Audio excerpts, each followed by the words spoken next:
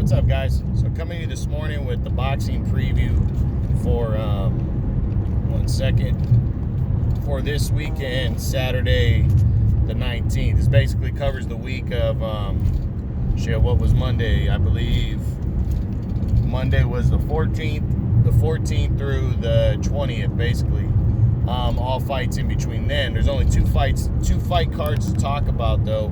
They're both taking place on Saturday. Remember, boxing's really coming back, being more prominent on its Boxing Day, which is usually Saturdays. But like last week, we had a Sunday card.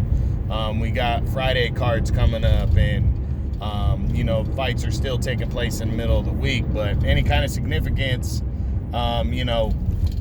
big time significance, probably going to take place on a Saturday. But don't be surprised, there are, like I said, Sunday cards and Friday cards and other cards going on. So let's jump into this weekend, though, the 19th. We got two cards to talk about. The first one is on ESPN Plus. You got three fights we're talking about on this one.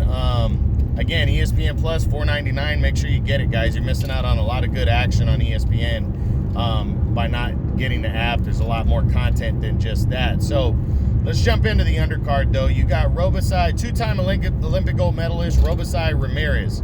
He's 4-1, 3 knockouts. He lost his debut fight in a major upset, and then he came back, and I think he won 3 fights, and then in his last fight on July 2nd, he beat the guy that beat him in his first fight, who was a nobody. But two-time Olympic gold medalist. He's talented.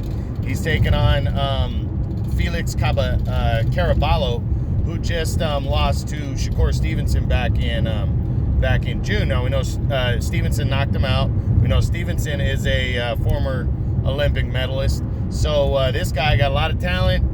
Like I said, two-time Olympic gold medalist. He did, that's what Regan Diao did. That's what Vasily Lomachenko did. So he has an opportunity to keep pushing his name out there, taking on this guy. I think he's going to knock this guy out and stay on his stay on this streak since his pro debut loss. So we'll see what happens. That's on the undercard. Robocai it should knock Caraballo out before, I think, sometime between probably the middle rounds. In the co-feature, I think it's a co-feature, undefeated heavyweight prospect, F.A. at Jago. This guy's 13-0 with 11 knockouts. He's done with the PBC now, and he's fighting for top rank, so he's making his top rank debut. He's taking on some unknown heavyweight named Jonathan Rice. This is just a stay busy fight to get a Jago out there. He isn't a good undefeated prospect. He's not anywhere close to the top 10 yet, but this guy beat Kojanu,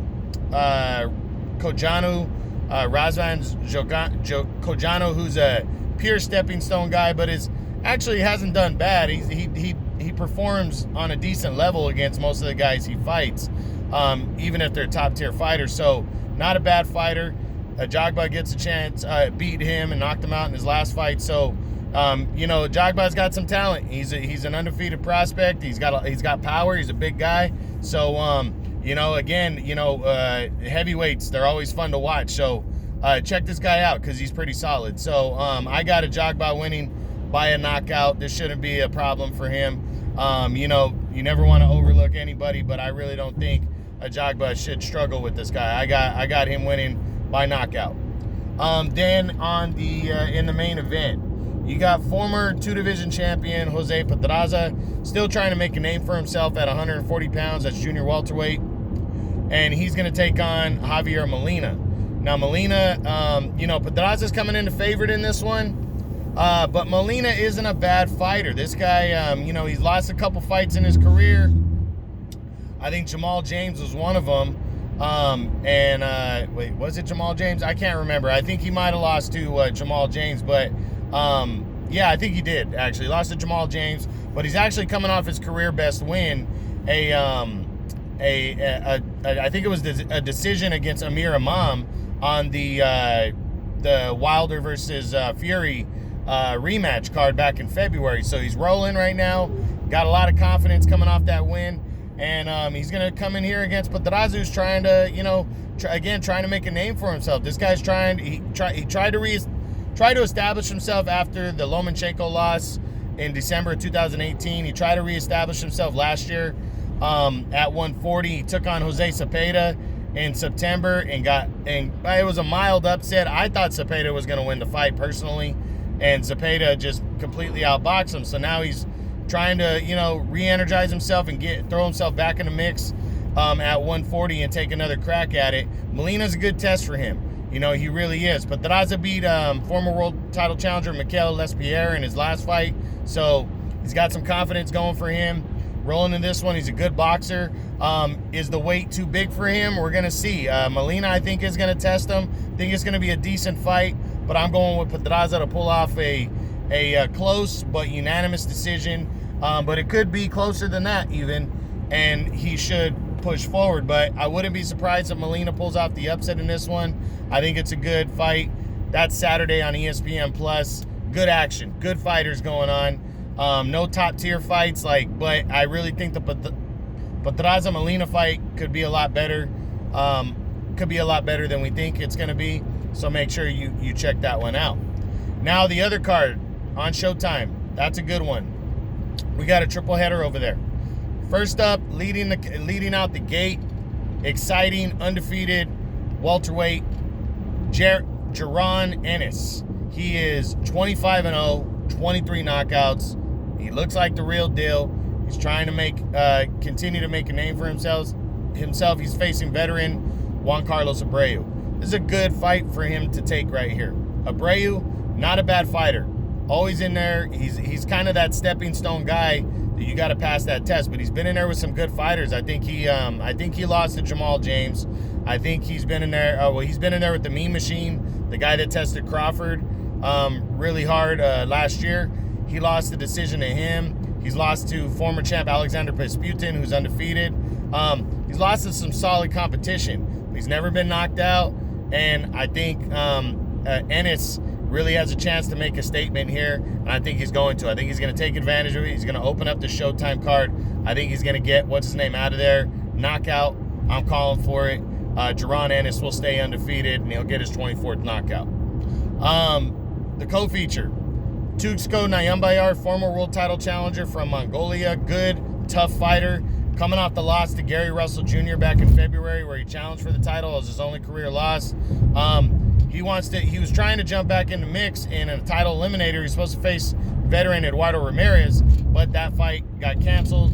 Ramirez got hurt or something happened, or he had visa issues, something like that. And now that fight's been scratched. So he's going to be facing off against some undefeated but little-known guy from Barbados.